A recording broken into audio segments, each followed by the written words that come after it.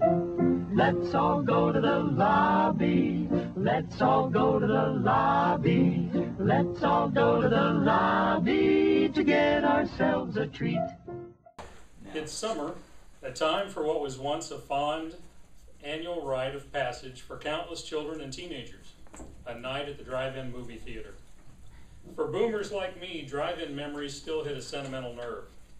What could be better as a child than getting to wear your pajamas in public, walk to the snack bar with your mom or dad, have popcorn, candy, and a soft drink in a paper cup, stay up way past your bedtime, and fall asleep in the back seat of the family sedan.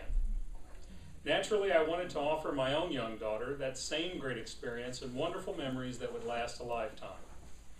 What I could not have known on that hot, humid, mosquito-filled, and moonless night in rural southern Indiana was that this trip down memory lane would be diverted into a path into the Twilight Zone.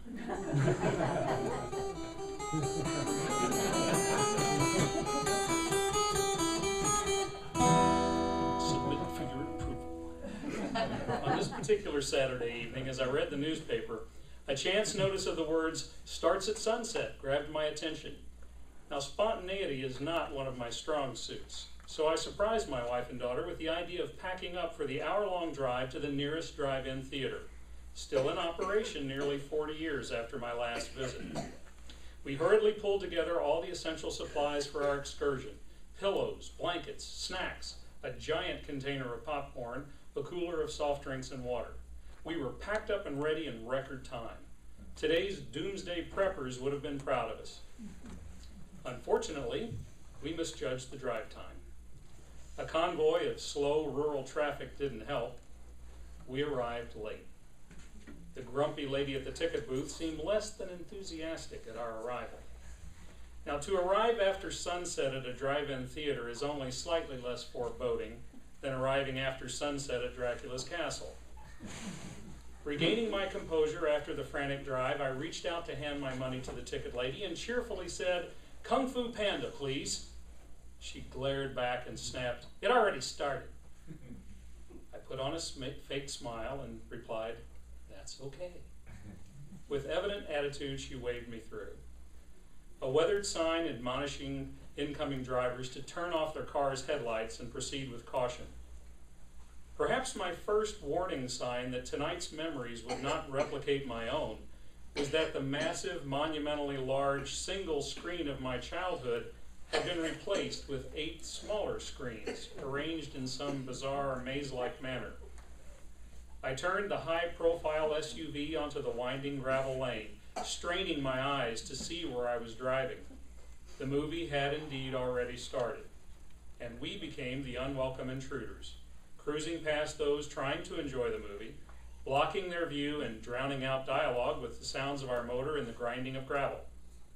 Unseen voices expressed their resentment as we crawled past. My daughter learned several new words. Driving a large SUV in a drive-in is not a good way to endear oneself to other patrons. And needless to say, missing the beginning of the movie didn't score points with my daughter. Navigating the darkness, I struggled to make sense of the parked vehicles, vainly searching for an open spot, assuming I'd be able to discern a space between the speaker poles, just like I did decades ago.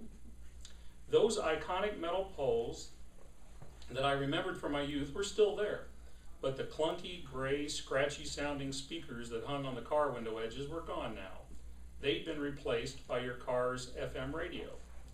During the era of the single movie screen, which all cars faced, the poles had clearly defined each parking space.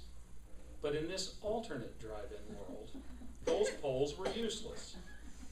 Vehicles were now squeezed in willy-nilly. Even the vehicles themselves were no longer relevant. Instead of sitting in their cars, this new generation of movie viewers were sprawled all over the ground, with blankets and folding lawn chairs. This was no drive-in movie. It was a stadium tailgate party, a Woodstock for Warner Brothers. No wonder there had been all those catcalls and expletives. People were down low, on the ground. Panic started to set in. I hoped I didn't run over anybody. Embarrassed and perturbed, I lurched into the first and only open space I could find. I shut off the engine. Sweet silence, a sense of relief. I relaxed my shoulders and my grip on the steering wheel, only to realize that we were now facing the wrong screen. I was not about to anger the masses by trying to repark that SUV. My daughter crawled over the back seat into the storage area. Thinking we'd all stretch out and comfortably enjoy the show, I lifted the tailgate so my wife and I could join her. But when I opened the tailgate, every manner of internal light came on automatically, a feature I had forgotten, joined on the outside of the vehicle by side mirror lights, security lights, and parking lights. As you might guess, this too did not endear us to our movie neighbors. I tried frantically to turn off the lights. Nothing happened. A couple of irritated exclamations grew almost immediately into a chorus of expletives. This from a supposedly family film-oriented audience, no less. I couldn't find a system override, so I closed the rear tailgate. We attempted to watch the movie through the large back window. It seemed like an eternity before all the vehicle's automated lights faded to black and finally shut off. Trying not to totally ruin the evening by letting my anger and embarrassment get the best of me, and fearful of tripping another vehicular booby trap, in the calmest voice I could muster, I instructed, no one touch anything. We passed out our popcorn and drinks. We tried to quietly focus on watching the movie, and we tried to pretend that other moviegoers weren't glaring at us, oddly encased in our windowed mobile zoo cage. Did I mention it was hot and humid and downright stifling to sit inside a sealed-up vehicle? We needed some air. I turned on the engine so I could turn on the air conditioning. All the lights lit up. After a while, my wife softly spoke up. Was it just her eyes? Or did the movie have a dark, antique look? My daughter complained that the movie seemed blurred and the colors weren't very bright. This cartoon panda seemed pretty drab compared to the TV commercials. Irritated, I thought, couldn't this drive-in afford a new bulb for their projector? Why, I paid good money. My rant trailed off as my wife solved the mystery when she said, honey, aren't these storage area windows tinted black?